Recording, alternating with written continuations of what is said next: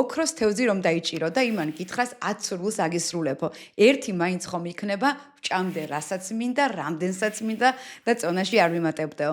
ძალიან ბევრ ადამიანს აქვს ესეთი სურვილი. მეც ამ ადამიანების რიცხვში ვიყავი ძალიან ბევრი წელი, ხან რომელ კვების რეჟიმს ვცდილობდი, ხან რომელს და ბოლოს მივაგენი იმ რეჟიმს, რომელმაც შეცვალა ჩემი ცხოვრება. ვარ სტაბილურად ერთ წონაზე და ჩემი დამოკიდებულება საკვების მიმართ სრულიად შეიცვალა. დღეს გაიგებ, უნდა ენდო თუ არა მეცნიერების რჩევებს კვებაზე. მოგიყვებით ჩემ ფავორიტ დეტოქს პროგრამაზე, რომელია დღეს ყველაზე პოპულარული კვების რეჟიმი, რომელი საკვები აჯანსაღებს მეტაბოლიზმს და როგორ გავხადოთ ისეთი საკვები, რომელიც არ არის სასარგებლო, მაგალითად ღომი, ჭადი, ბრინჯი, მაკარონი, კარტოფილი, ერთი პატარა ხრიკით გაცილებით უფრო სასარგებლო და რაც მთავარია, ვისაუბრებთ იმაზე, რა მიდგომა უნდა ჩამოვიყალიბოთ ტვინში, რომ შევძლოთ დავიკლოთ სამუდამოდ. ხოთა დავიწყე. აქვე აუცილებლად უნდა ვთქვა, რომ მე არ ვარ ნუტრიციოლოგი და ამ თემის სპეციალისტი, მე უბრალოდ ჰარვარდში სწავლის დროს მაგ ნაშრომი გაკეთებული, როგორ გავლენას ახდენენ კვების ჰორმონები დოპამინურ სისტემაზე, სადაც აღმოჩნდა, რომ ყველა კვების ჰორმონი დაკავშირებულია დოპამინურ სისტემასთან, ანუ კვება ტვინში გადაჯაჭვულია დიდ სიამოვნებასთან. მაგრამ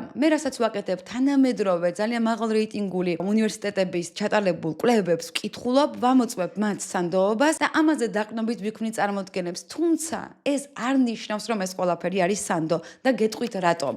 იმიტომ რომ როდესაც შენ მეცნიერი გეუბნება, კვლევა მაჩვენა, მაგალითად, შავი შოკოლადი ხელს უწყობს ცხიმების წვას და ადამიანები, რომლებიც დღეში 20 გრამიდან 30 გრამამდე შავ შოკოლადს იღებდნენ, უფრო მეტად იკლებენ წონაში. ეს სწორი განცხადებაა ერთის მხრივ, მაგრამ რას ნიშნავს ეს განცხადება? როცა კვლევას წაიკითხავ, აღმოაჩენ, რომ იყო ორი ჯგუფი ადამიანების, ერთს რაც და მეორესაც ერთნაირი საკვები ჰქონდათ, ოღონდ ერთ ჯგუფში დამატებული ჰქონდათ შავი შოკოლადი. შემდეგ, როდესაც ეს ადამიანები აწონეს, ამ ადამიანების საშუალო წონა სტატისტიკურად გაცილებით უფრო დაბალი იყო, ვიდრე მეორე ჯგუფის. და სწორი განცხადება შავი შოკოლადი აკლებინებს.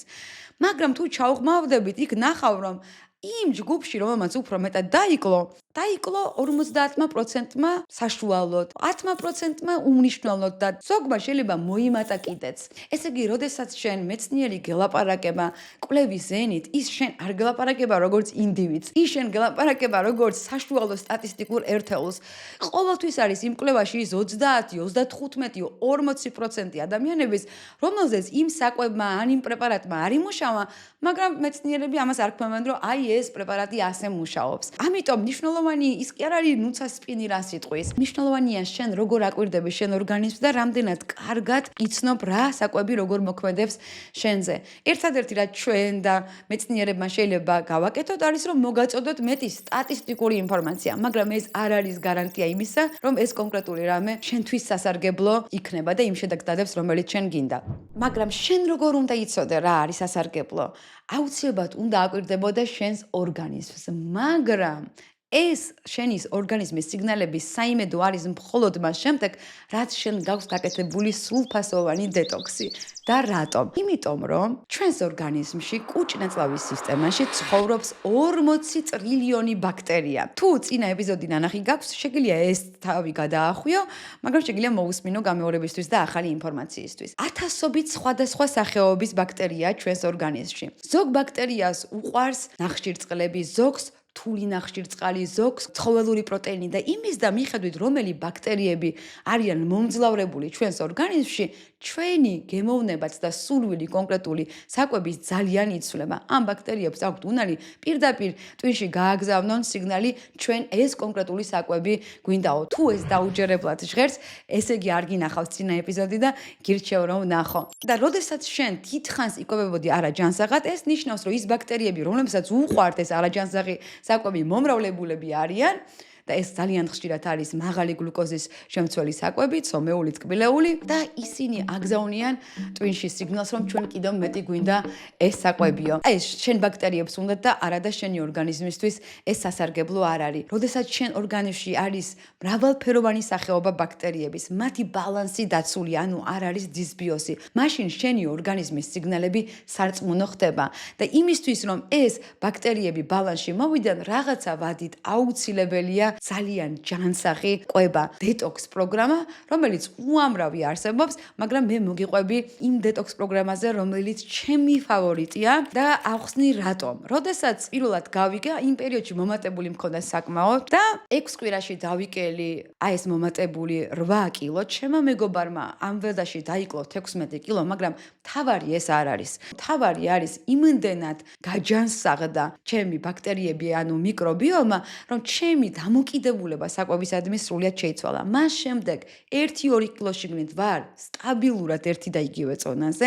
ბუნებრივად მინდება ჯანსაღი საკვები და რაც მთავარია, მენტალური სიცხადე და ფოკუსი გამიზარდა ამ დეტოქს პროგრამამ. ეს პროგრამა გაგვაცნო ერთმა ნიუ-იორკში მოღვაწე ქართველმა, რომელმაც საოცრადადებითი გავლენა იქონია ჩვენზე და თუ თქვენ ამ პროგრამის გაკეთებას გადაწყვეტ, მე ძალიან გირჩევთ, რომ მას დაუკავშირდეთ, აღწერაში დავდებ ლინკს, იმიტომ რომ ეს პროგრამა გაცილებით მეტია, ვიდრე მე მას ახლა ზედაპირულად მოვყვები.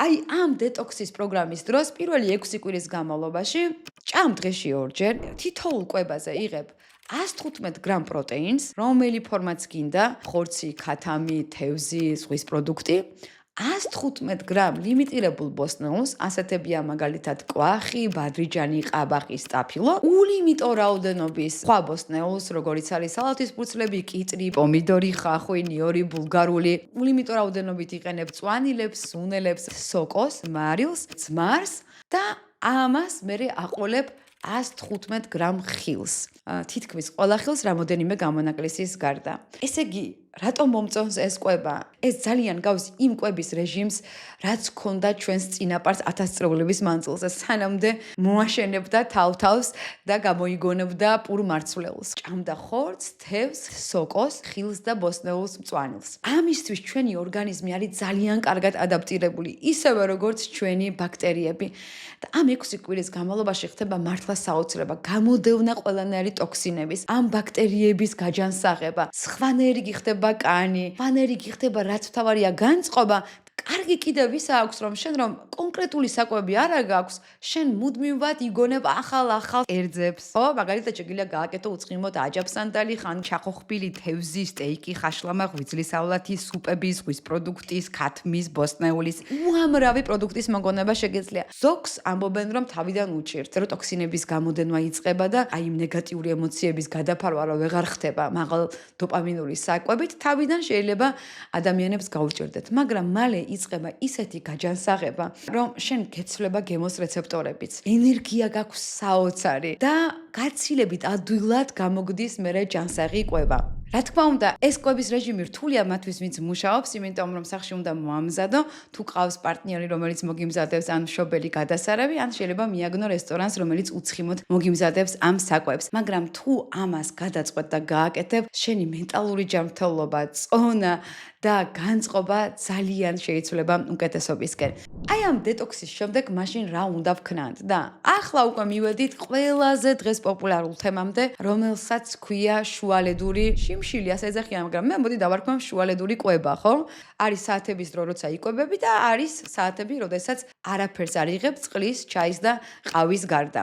ამის მაგალითებია, როცა თქვა კვებას იწყებ დილის 10 საათზე და ბოლო კვებას ამთავრებ 6 საათზე და დილამდე არაფერს არ ჭამ. ან იწყებ 12 საათზე და ამთავრებ 8 საათზე. ეს კვება ძალიან პოპულარული გახდა დღეს სამეცნიერო წრეებში, იმიტომ რომ ბევრი კვლევა ადასტურებს მის ძალიან დიდ სარგებელს ორგანიზმზე და განსაკუთრებით ჩვენს ბაქტერიებზე. ეს კვება მეცნიერებს მიაჩნიათ, რომ ასევე ძალიან გავს ევოლუციურად იმას, რასაც ადამიანი ნაჩვევი იყო, გადიოდა საჭმლის მოსაძებნად, ოულობდა საკვებს, იქვე მიირთმევდა და შემდეგ ჰქონდა დასვენების პერიოდი და რაღაცა საათები საერთოდ საკვებს არ იღებდა. და ასეთ დროს რა ხდება? ანუ, როდესაც შენ დიდხანს საკვებს არ იღებ, ორგანიზმში გლუკოზის დოზა ჩამოდის ქვევით. გლუკოზა არის ტვინისთვის მთავარი ენერგიის წყარო. გლუკოზი დაკეთებს ტვინის შემდეგ ATP-ს, ანუ ენერგიას, მაგრამ თუ გლუკოზა არ არის, რა ქნას ტვინმა გაჩერდეს და იქვე მოკვდეს? არა, ამიტომაც მოფიქრებული აქვს გეგმა B ისეთი შემთხვევებისთვის, როდესაც გლუკოზა ორგანიზმში არ არის.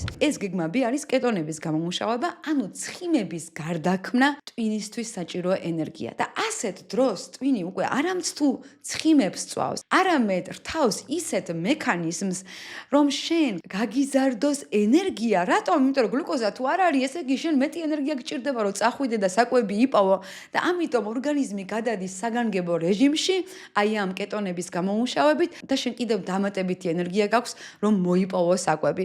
დღევანდელ დღეს საკვები ჩანაცვლებულია ფულის მოპოვებით და შენ თუ შიმშილობ, შენთვის გონია რომ შენ საჭმელი გაქვს მოსაპოვებელი, ამიტომ დამატებით ენერგიას გაძლევს და შენ შეგიძლია ეს ენერგია გამოიყენო იმ მიზნებისთვის, რომელიც შენ გაქვს. ამიტომ ეს შუალედური შიმშილი ძალიან აჯანსაღებს ჩვენს იმუნურ სისტემას, ორგანიზმს, ასევე აჯანსაღებს ჩვენს მიკრობიომს და ჩვენი კუჭ-ნაწლავის კედლებს, რომელიც აუცილებელია იყვნენ მყარად, რომ იქიდან ბაქტერიები სისხლში არ გადიოდნენ, არ იწყებოდეს ფარული ანთება და არ გქონდეს მენტალური დაავადებები, მათ შორის კვებითი აშლილობები. ბრიტანეთში დააკვირდნენ 100,000 კაცს, ვინც აი ამ ინტერვალურ კვებას მიყვებოდა და აღმოჩნდა, რომ 2/3-ს ერჩივნა დილის კვება ამოეგდო, პირველი კვება ეჭამა 2 საათზე, ბოლო კვება 8 საათზე და მეორე დღის 2 საათამდე არაფერი არ ეჭამათ. 1/3 პირიქით აკეთებდა, ჭამდა დილის 10 საათზე და ამთავრებდა საღამოს 6 საათზე ან 5 საათზე. ოდნავ უკეთესი შედეგები აქვთ იმათ, ვინც საღამოს 5 საათზე ამთავრებს ჭამას, მაგრამ ეს ოდნავ უკეთესი შედეგები არაფრის მტკველია. მთავარი არის ის შენს გრაფიკს და შენი ცხოვრების წესს, რომელი უფრო მოერგება. და იმ ადამიანებისთვის, რომლებიც მუშაობენ, სადილით მნიშვნელოვანია და ვახშამით სამსახურის შემდეგ გემრიელის მირთმევა და სიამოვნების მიღება, ამიტომ მათთვის აი ეს რეჟიმი უფრო მიზაღებია და ძალიან კარგი შედეგები აქვს. მაგრამ არსებობს კიდევ უფრო რადიკალური ეს შუალედური შიმშილობა, მაგალითად 24 საათი არაფერს იღებ და ასეთ დროს მეცნიერებმა ნახეს, რომ ორგანიზმში გამომუშავდება ძალიან ბევრი STEM უჯრედი, გამაჯანსაღებელი უჯრედი, რომელიც განახლებას იწყებს ორგანიზმის. 36 საათის შიმშილის შემდეგ ორგანიზმი იწყებს მუცლის ცხიმების წვას და თუ 48 საათი ადამიანი შიმშილებს, თურმე ხდება მთლიანად დოპამინური სისტემის გადატვირთვა. ამიტომ თუ შეძლებ და პერიოდულად, თქვა თვეში ერთხელ, 2 თვეში ერთხელ 48 საათიან შიმშილობას მოაწყობ, შენ შეიძლება იგრძნო საოცარი ენერგიის მოზღვავება. თავარი კითხვა არის, დავიკლებთ თუ არა სწრაფად ამ ინტერვალური შიმშილით. კვლევები აჩვენებს, რომ არა, ინტერვალური შიმშილით ვერ დაიკლებ, თუ იმ შენს ფანჯარაში შენ ძალიან ბევრ ცხიმიან საკვებს იღებ. მაგრამ თუ შენ დეტოქსი გაკეთებული გაქვს, თუ შენ სასრულად წონაზე ხარ და ინტერვალური კვებით იკვებები, შენ ინარჩუნებ შენ წონას ისე, რომ იმ შუალედში შეგიძლია მირთვა ის, რაც გინდა. მაგრამ ჯანმრთელობისთვის რა თქმა უნდა ჯობია, რომ იმ დროს როცა იკვებები, შენ ისეთ საკვებს იღებდე, რომელიც აჯანსაღებს ჩვენს ბაქტერიებს ორგანიზმში. აი რა საკვებია ეს? წინა ეპიზოდშიც მოგიყევით, მაგრამ ახლა კიდევ ერთხელ გავიმეორებ. პირველ რიგში ეს არის ფერმენტირებული საკვები. მაწონი, იოგურტი, კეფირი, ნატურალური გუდის ყველი, რომელიც აღმოჩნდა, რომ არის არაჩვეულებრივი ჩვენი ბაქტერიებისთვის, წნილი კომბოსტოსი, კიტრის, ფერმენტირებული ხახვის, სტაფილო, კომბუჩა, მიცო და ტემპე. ეს არის პირველი ფერმენტირებული პროდუქტი. მეორე სასარგებლო პროდუქტების კატეგორიას ქვია პრებიოტიკები, ანუ ის საკვები, რომელსაც მერე ბაქტერიები ჭამენ, ანუ ამუშავებენ კარგად. ეს არის ბოჭკოთი მდიდარი საკვები, ხახვი, ნიორი, პრასი, არტიშოკი, სტაფილო, ბადრიჯანი, მწვანე ფოთლოვანი ბოსტნეული, ხილი და განსაკუთრებით კანიანად, ვაშლი, მსხალი, ქლიავი, ყველანაირი კენკრა, ჟოლო, მარწყვი, მოცვი, ასევე კივი, განსაკუთრებით კანიანად თუ მიირთმევ, რაც ძალიან რთულია. პარკოსნები, ლობიო, ბარდა, ოსპი, ფალაფელი, ბოჭკოვანი მარცვლეული, შვრია, კატო, წიწიბურა, ჭვავი, მინიმალურად დამუშავებული მარცვლეული გაცილებით უფრო რეკომენდირებულია. ასევე ზეითუნის ზეთი, ავოკადო, თხილეული, ნუში თხილი, კაკალი, ფისტა, ქეშუ, მიწის თხილი. მე რა რომ მაღალკალორიულია თხილეული და ბევრ ცხიმს შეიცავს. იმდენად სასარგებლოა ჩვენი ბაქტერიებისათვის, რომ საბოლოო ჯამში მეტაბოლიზმი უმჯობესდება და ჩვენ წონაში უფრო ვიკლებთ აი ამ ცხიმების მიღებითაც კი. ასევე ძალიან სასარგებლო არის თევზი ომეგა-3-ისთვის, განსაკუთრებით პატარა თევზები, მაგრამ ყველა სხვა ზღვის პროდუქტი შეგიძლია მიიღო.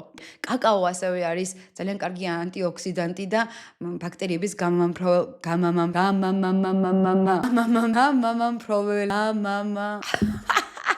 ბაქტერიების გამრავალმფეროვნებელი. რა სიტყვა ხა ეს? მოკლედ ხელს უწყობს ბაქტერიების მრავალფეროვნების გაზდას, ესე არ ჯობია? მარტივად რომ შევაჯამოთ, უამრავი საკვებია ისეთი, რომელიც გემრიელია და ამ დროს თურმე ჩვენი ბაქტერიებისთვის სასარგებლოა. მაგალითად, ლობიო თუ გიყვარს, არაჩვეულებრივი ლობიო, წნილი, კიტრი პომიდრის სალათა, გუდის ყველი შესანიშნავი საკვები. და უცებ ახლა აქ გაგახსენდება ჭადი ადამიანს, ხო?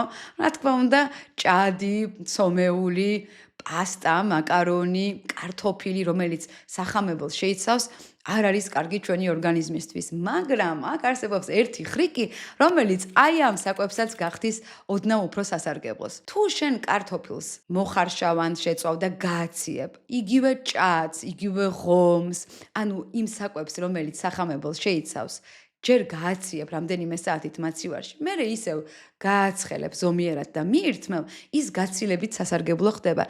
იმიტომ რომ სახამებელი ხდება რეზისტენტული გაციების პროცესში, ადვილად არ იშლება კუჭ ნაწლავში, ანუ ადვილად მისი გაწოვა არ ხდება და ქვედა ნაწლავში მცხოვრები ბაქტერიები მათ ელოდებიან, ისინი შლიან, ისინი ძბედნიერები არიან და ჩვენ სისხლში უფრო ნაკლები გლუკოზა შედის. მაგრამ ამ ყველაფერზე უფრო მთავარი არის ვინწყობის, როგორც ჩემმა მეგობრებმა გადათარგმნეს mindset-ი, ანუ დამოკიდებულება შეცვლა საკვების მიმართ. პირველ რიგში მთავარი მეჩვენება რომ არის არ გქონდეს ობსესიური, გადამეტებული დამოკიდებულება და ფიქრი ჭამაზე. თუნდაც შენ ჯანსაღკვებაზე გქონდეს ობსესია, ეს უფრო საზიანოა შენი ორგანიზმისთვის. თუ მუდმივად იმას ფიქრობ, რა იკვებო, თუ მუდმივად იმას ამოწმებ, რა მინერალები აქვს, თუ არ მიდიხარ მეგობრებთან დიდ სუფრაზე, იმიტომ რომ არ ჭამო რამე ზედმეტი, ეს არ არის ჯანმრთელი მდგომარეობა. მთელი არსი ამ ჯანმრთელი კვების არის, რომ ჩვენ ვქონდეს სრულფასოვანი ცხოვრება. ყველაფერში და მათ შორის კვებაში განსაკუთრებით მნიშვნელოვანია იყო მოქნილი. ამიტომ არსებობს ესეთი ოქროს წესი, რომელიც მე ძალიან მომწონს 80-20-ზე. ანუ 80% ცდილობ იკვებო ის, რაც კარგია შენი ბაქტერიებისთვის, შენი კუჭნაწლავისთვის, რაც ხელს უწყობს წონის კლებას და 20% აკეთებდე იმას, რაც შენ გინდა. ჩემი მიდგომა მაგალითად ეს არის. ორშაბათიდან პარასკევს აღამომდე კარგად ვიკვებები, ოღონდ უკვე ბუნებრივად მინდება ესე. აი ამ დეტოქს პროგრამების შემდეგ და პარასკევს შაბათს მივირთმევ იმას, რაც მინდა, ვატარებ დროს მეგობრებთან. ესე იგი, ერთის მხრივ ვიკვებები ძალიან ხშირად ჯანმრთელად, მეორეს მხრივ ვიღებ იმ საკვებს, რომელიც მენატრება, ვარ სოციალურად აქტიური და არ მაქვს საკვებზე იმხელა დამოკიდებულება, რომელიც მანამდე მქონდა.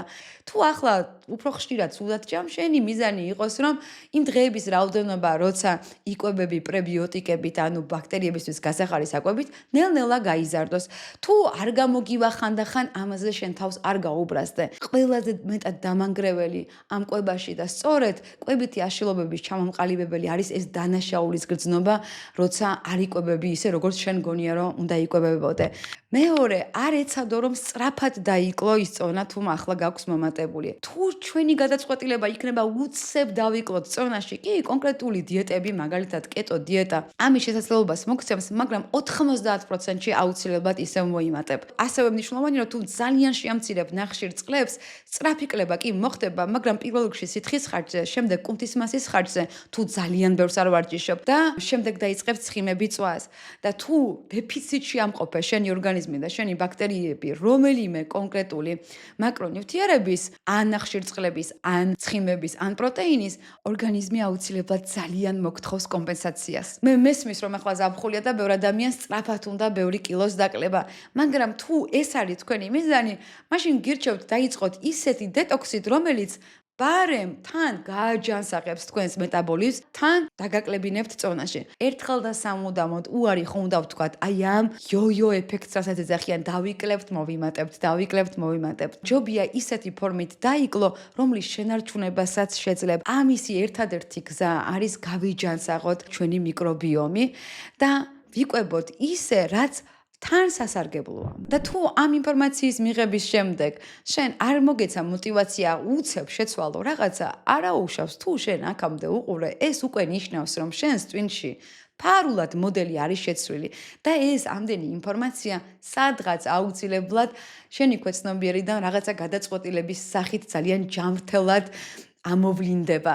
ასე რომ გაუღიმე შენს ბაქტერიებს, გამიღიმე მე და რაც თავარია გაუღიმე საკუთარ თავს. შემდეგ სპინამდე.